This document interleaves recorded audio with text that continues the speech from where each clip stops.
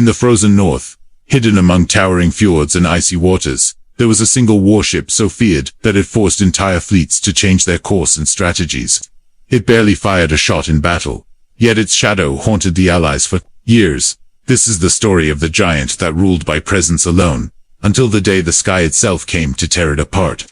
Above the freezing waters of the Arctic Circle, near the remote fjord of Tromsk in northern Norway, 30 British Lancaster bombers flown by the country's top pilots prepared for one of the most important missions of their lives. Their goal was the German battleship Tirpitz, a massive floating fortress and the pride of the Third Reich. This ship was considered a great symbol of naval strength in Europe. Hitler boasted about it as the jewel of the German Navy, while Winston Churchill grimly referred to it as the Beast. To Churchill, this giant vessel wasn't just another ship. It was a serious danger to the Allied forces. The Germans had stationed it to guard the Baltic Sea and block supplies from reaching the Soviet Union, which helped keep the Allies divided. Its presence was so threatening that Churchill was willing to risk his country's best airmen to destroy it. Even though it was hidden deep in Arctic waters, Tirpitz was no easy target. It had survived more than 30 large Allied attacks and was still afloat, earning the nickname of the unsinkable battleship. But on November 12, 1944, under the light of the moon shining over Tromsk Fjord, British Lancaster bombers approached once again. For the Germans on board and along the coast, the sound of the approaching planes grew louder until it was overwhelming. The Germans rushed to their anti-aircraft guns, and soon the sky was filled with explosions and flak. In the middle of this chaos, Tirpitz faced a force stronger than anything it had encountered before. The Lancasters carried 12,000-pound Tallboy bombs, designed to penetrate deep and cause devastating damage. If these couldn't sink the Tirpitz, nothing could. When Hitler rose to power in the early 1930s, he didn't just focus on rearming Germany, he wanted to restore all branches of the military, including the Navy, to their former greatness. This vision started to become reality on April 1, 1939, when the battlecruiser Scharnhorst was docked at Jade Bay in Will. There, Hitler proudly introduced Naval Chief Erich Raeder to top military officials. During this grand ceremony, Hitler also revealed the new battleship Tirpitz, sister to the powerful Bismarck, which had been launched months earlier. Slightly larger than her sister, Tirpitz became the biggest and most powerful battleship in Europe. It was named after Grand Admiral Alfred von Tirpitz, a key figure in the German Navy during the Kaiser's reign from 1898 to 1918. These massive Bismarck-class ships were Germany's bold statement against the growing naval forces of other European nations designed under the Third Reich and built by a revived naval industry. These battleships were Germany's answer to France's Richelieu-class ships of 1935, which themselves were made to counter Italy's Littorio-class ships, both challenging Britain's naval supremacy. This intense naval rivalry across Europe led to the creation of the German super battleships, which became a major headache for France and Britain. As fleets grew bigger and deadlier, nations tried to limit the arms race by signing the Washington Naval Treaty in 1922, which restricted the size of naval vessels. Although the treaty initially capped Bismarck and Tirpitz at 35,000 tons, these limits were often stretched to fit the ambitions of major powers.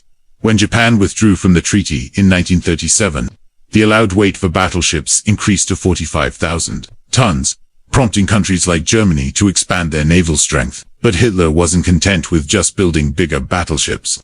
At the same 1939 event, he and Admiral Raeder announced Plan Z, a grand strategy to create a mighty German navy.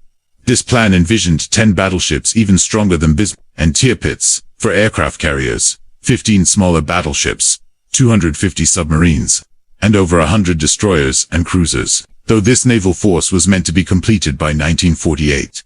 Just the idea of it excited Hitler with the possibility of defeating the British Royal Navy. However, Hitler's ambition worked against him. Instead of waiting until 1945 to start the war, as he had told Admiral Raeder, he forced Britain and France into conflict in 1939.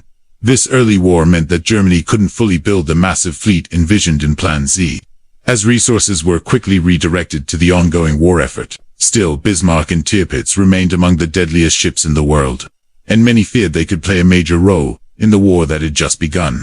Though Germany had only 2 such battleships, the names Tirpitz and Bismarck alone were enough to strike fear, with few British or French ships capable of matching them. Their potential to disrupt Atlantic shipping lanes posed a direct threat to Allied military and supply routes, especially from the United States. Britain depended on the Atlantic to receive troops, supplies, and aid. If these two German battleships operated freely in the Atlantic, they could severely damage these lifelines, making the Allied war effort much harder.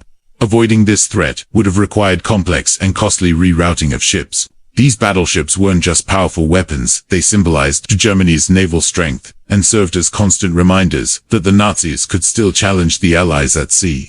Letting them operate unchallenged would have been a significant morale and strategic boost for Nazi Germany. There was debates among the Allies about whether to focus so heavily on these ships. Some argued that it distracted from more immediate threats, like merchant raiders and submarines, that were actively disrupting supply routes. But the sheer danger posed by Tirpitz and Bismarck made their destruction a priority. Bismarck had already shown its deadly power by sinking Britain's flagship battlecruiser HMS Hood, an event that underscored what Tirpitz could potentially do if left unchecked. After HMS Hood was lost, Bismarck became the British Navy's main target. In the days that followed, British forces relentlessly hunted it down. Eventually, aircraft from the carrier HMS Ark Royal launched torpedoes that damaged Bismarck's rudder, leaving it unable to steer. British battleships King George V and Rodney closed in, and after heavy bombardment on May 27, 1941, Bismarck's crew sank the ship themselves to prevent capture, sending it to the ocean floor. This was a major Allied victory, removing a serious threat to their control of the Atlantic. Yet Tirpitz was still out there, and the Allies knew the risk it posed. For Churchill, dealing with Tirpitz became a personal mission. He was determined to sink it just like Bismarck. His obsession was clear in a brief memo he sent during the war, asking simply, "Where is Tirpitz?" addressed to the First Sea Lord, Sir Dudley Pound. On December 14, 1942, this short question captured Churchill's constant focus on eliminating the German battleship. His concerns weren't exaggerated. Tirpitz was built to intimidate. Even when empty, it weighed 42,900 tons, and fully loaded for battle, it reached 52,600 tons.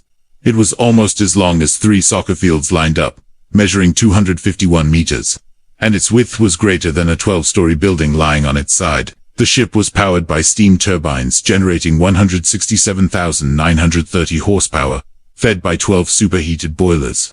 When it moved at 31 knots, the roar of its engines could shake the sea itself.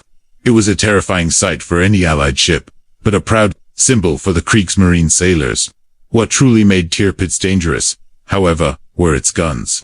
The ship was equipped with 8 massive 15-inch cannons that could easily fire shells over 35 kilometers away. These guns weren't just placed randomly, they each had names. Anton and Bruno stood at the front, while Caesar and Dora guarded. The rear of these enormous guns were shielded by thick layers of steel, some areas up to 360 millimeters thick, built to both unleash massive destruction and withstand heavy attacks, while continuing to fire.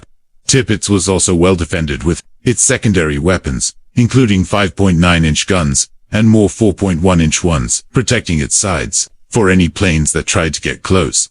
The ship was armed with dozens of anti-aircraft guns, starting with 28 and later increased to 58, as the British air raids intensified. On top of that, Tirpitz carried a hidden advantage, the Aradu R-126 floatplane, fast and effective at spotting submarines from the sky. After its last upgrades, the battleship even had torpedo launchers, ready to strike underwater.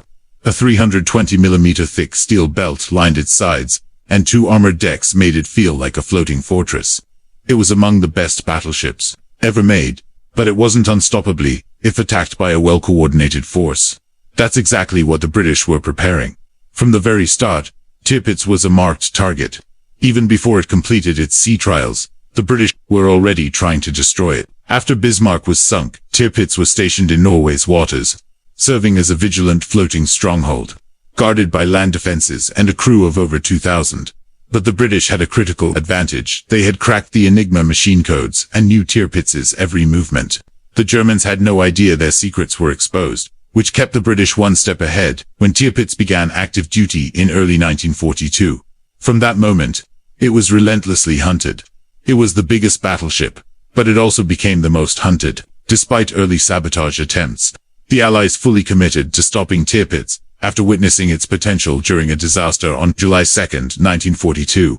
The battleship, still freshly painted, stayed in northern Norway with other German ships. waiting to ambush Allied convoy PQ-17 heading to the Soviet Union. Tirpitz never actually attacked the convoy directly, but just knowing it was nearby terrified the Allied forces. Fearing its presence, Allied command ordered the convoy to scatter, making the ships easier to attack. German forces seized the opportunity and destroyed 24 Allied ships. Tirpitz's mere presence had caused a disaster, proving to the Allies that the battleship had to be eliminated quickly.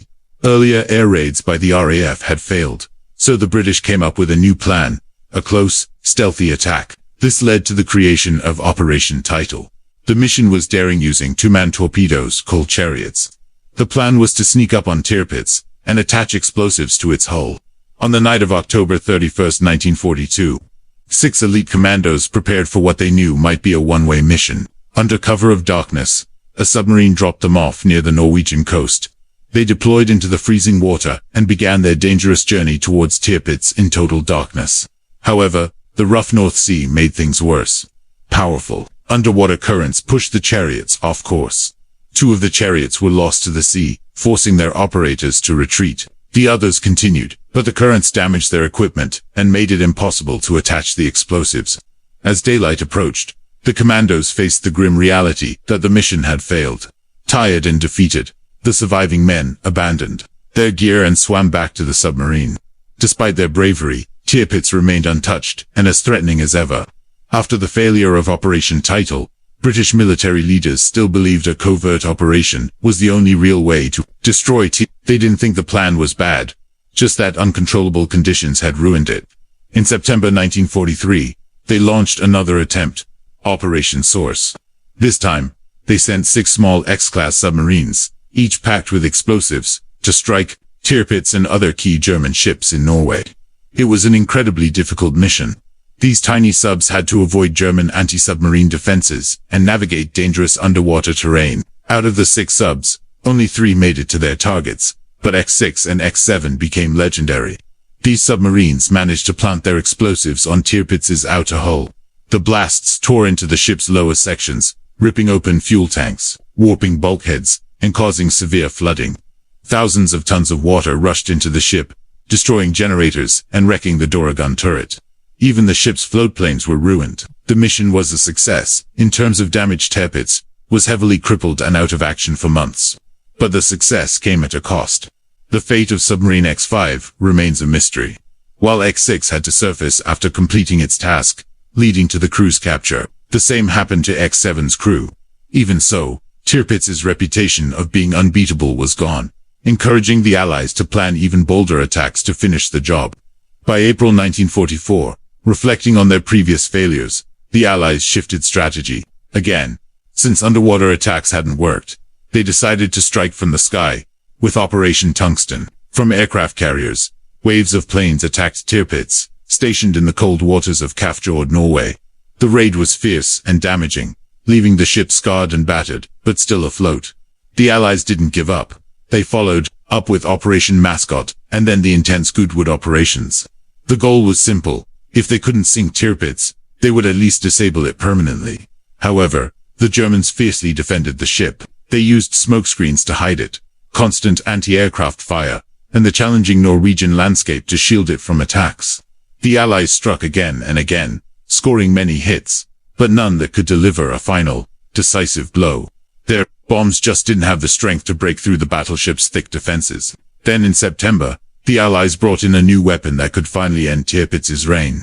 Operation Paravane would deploy the Tallboy bomb, designed by Barnes Vollisk, weighing 12,000 pounds. This bomb wasn't just a regular explosive, it was built to penetrate deep before exploding, earning the nickname Earthquake Bomb because of its devastating power to destroy even the most fortified targets. Its power was extraordinary. The bomb was designed to dive deep and break through even the toughest defenses and armor of warships, like Tirpitz. The resulting explosion and shockwaves could cause severe internal damage, even if the bomb didn't hit directly. On September 15th, in a bold attack launched from Yagodnik, Russia, 23 British Lancasters carrying Tallboy bombs flew into the Norwegian skies. Despite strong defenses and harsh weather, one of the bombs hit its target perfectly, piercing Tirpitz from below and detonating with immense force. The blast caused chaos inside the ship, and the crew fought desperately to keep it from sinking. The giant battleship was badly hurt. It lost both speed and maneuverability. The Germans worked hard to save it, and after nearly a month of repair efforts, they managed to move the ship south to Tromsk for further repairs. Though severely damaged, the battleship wasn't destroyed yet. The Allies, however, had now learned a crucial lesson. An airstrike was the best way to sink Tirpitz. The Tallboy bombs had proven they were powerful enough to destroy such a heavily armored ship if the weather conditions allowed. Hidden within Tromso's protective fjords, the Germans hoped to keep Tirpitz out of sight of the RAF for long enough to restore it. But the Allies, having cracked the Enigma codes, were tracking every movement of the battleship. With both the ability and the information they needed, the Allies began planning Tirpitz's endgame. On November 12, 1944, Operation Catechism was set in motion. 30 Lancaster bombers, led by wing commanders WWII and LC Williams, took off from Scotland. Flying with precision, they avoided German radar until they reached their target. In a swift, daring dive, the bombers approached Tirpitz, catching the Germans off guard. The Kriegsmarine sailors quickly called for help from the nearby Luft base, but no German planes came to assist. Though damaged and weakened, Tirpitz was still dangerous. Its anti-aircraft guns fired furiously, backed by artillery from the shore, filling the sky with flak in an effort to shoot the bombers down. At 9:35 a.m., in desperation, Tirpitz even turned its massive 15-inch guns toward the attackers, briefly scattering them. But the bombers pressed on, and then came the decisive moment.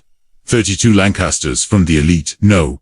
9 and 617 squadrons dropped 29 Tallboy bombs.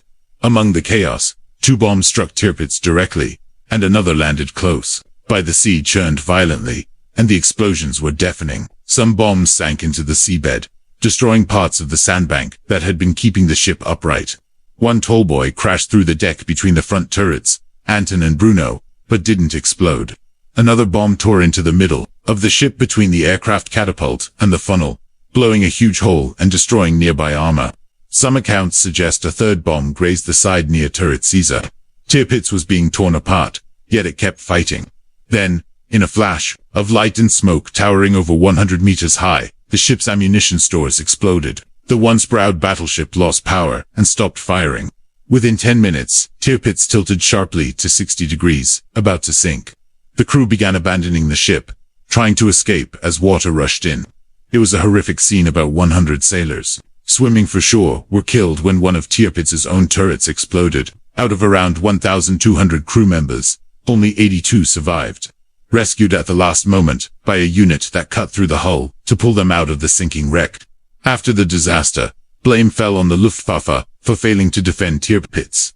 Major Heinrich Ehler of the WWII unit was singled out, accused of ignoring the Kriegsmarine's urgent calls for help. His trial in Oslo was clouded by talk of execution, but he was instead sentenced to 3 years. However, he was released after just a month and reassigned, demoted, to a jet squadron back in Germany. Later investigations revealed that a breakdown in communication between the Navy and the Luftwaffe had sealed Tirpitz's fate. The battered remains of Tirpitz remained where it sank for years. Between 1948 and 1957, German and Norwegian teams salvaged most of the wreckage. The story of Tirpitz remains a deep insight into the psychological impact and strategic importance of such a ship during World War II. For Germany, Tirpitz was a symbol of unmatched naval strength, a floating fortress that threatened the Allies' control at sea. Even though the ship saw little direct combat, its presence forced the British to divert huge amounts of resources, including ships, planes, and manpower, just to keep it contained. This approach, known as a fleet in being, showed how a ship's existence alone could change enemy strategy, even if it rarely fought. The real power of Tirpitz wasn't just its weapons, but the fear and strategic pressure it represented. The Allies' repeated efforts to destroy it, through bombings, mini-submarines, and covert operations, showed how seriously they took this threat. When Tirpitz was finally sunk, in November 1944, it was more than just the loss of a ship. It was a heavy psychological defeat for the Germans. It proved that even their greatest naval asset wasn't safe.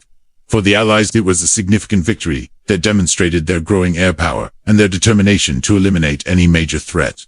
With Tirpitz gone, the Allies could focus more on other war fronts. It also helped secure the Arctic supply routes to the Soviet Union, reconnecting the European battlefronts.